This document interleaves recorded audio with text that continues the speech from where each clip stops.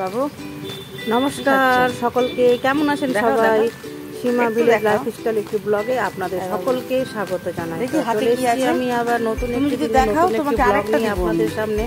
তো আজকে প্রথমে দেখাচ্ছি এই যে সামনে আমার লাড্ডু নিয়ে দোকানে অক্ষর থেকে পুজো হয়েছিল, তো লাড্ডুটা কয়েকটা ব্যাস থেকে গেছিল ফ্রিজে, তো সেটা ও একটা একটা করে রোজ বের করে, প্রতিদিন একটা একটা করে বের করে আর ও একটা একটা করে খায়। তো ও খাচ্ছে খাক, রান্না করতে করতে আমি ওকে দেখতে গেছিলাম যে ও কী করছে, তো দেখছি ও ফ্রিজ থেকে লাড্ডু বের করে খাচ্ছে। তো আমি আমার কাজ ছেড়ে গেছিলাম, তো এসে আমি গ্যাস ট্যাস ওভেন মুছে পুরো রান্নাবান্না কমপ্লিট হয়ে গেছে আমার। এইগুলো করে তারপরে স্নান করে পুজো দিয়ে দিয়েছিলাম, পুজো দেওয়া হয়ে গেছিলো আমার। তারপর ওদের খাইয়ে দাইয়ে আমি দুপুরে একটু শুয়ে পড়েছিলাম। তো এদিকে আমার সব এদিকে হয়ে গেছে, আমার গুছিয়ে রাখা সব কিছু, রান্নাও যে দেখতে পাচ্ছ। তো আমি খাবারের তোমাদের সঙ্গে শেয়ার করতে পারিনি, কারণ ওই সময়টা আমার একটু ব্যস্ততার মধ্যেই গেছিলো, কারণ লোকজনও কিছু ছিল। তো তোমাদের সঙ্গে আমি আজকে রাতের ডিনারটা ভেবেছি যে শেয়ার অবশ্যই করবো।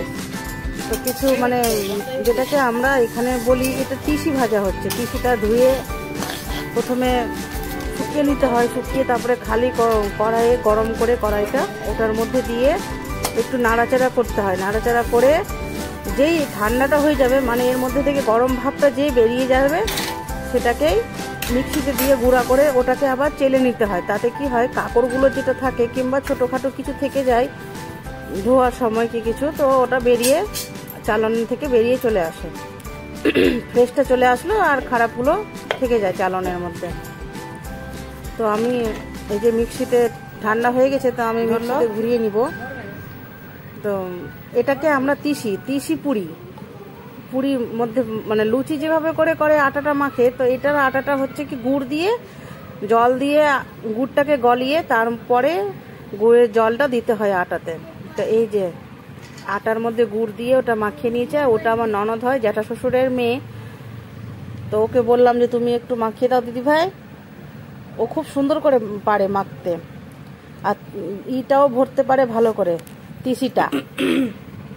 তো তোমরা দেখো এই যে কি সুন্দর করে দিদি ভাই ভরে দিচ্ছে আটার মধ্যে তিসিগুলোকে। প্রথমে লেচি কেটে নিয়েছে, কয়েকটা লেচি কেটে কেটে ও গোল করে নিল। গোল করে তার মধ্যে এই যে গুড়টা আটাটা তো আমরা গুড় দিয়ে মাখিয়েছি জলের মধ্যে দিয়ে গুড়টাকে গলিয়ে, আর তিসিটাকেও গুড় দিয়ে মাখতে হবে, মানে পুরো দুটো মিষ্টি মিষ্টি। এটা হলো কোথাও কোথাও সুইট পুরি, মিষ্টি পুরি, আমরা এখানে সব তিসি পুরি বলি।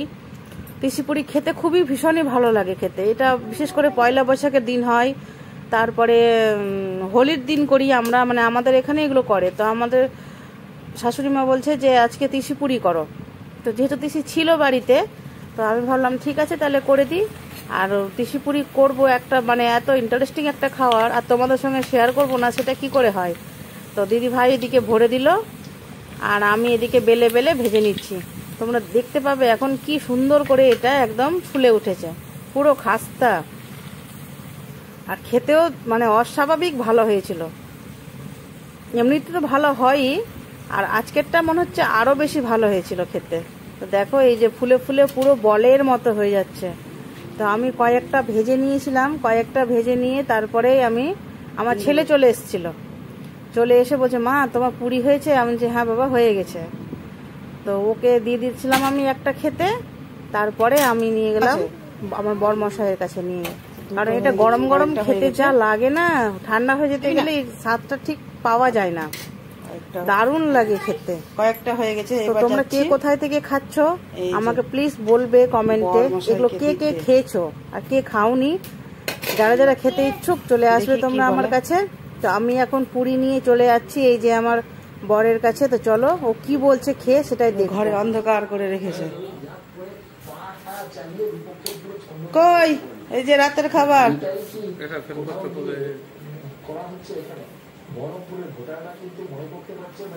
খাও, খেয়ে বলো যে কেমন হয়েছে। গরম আছে, গরম।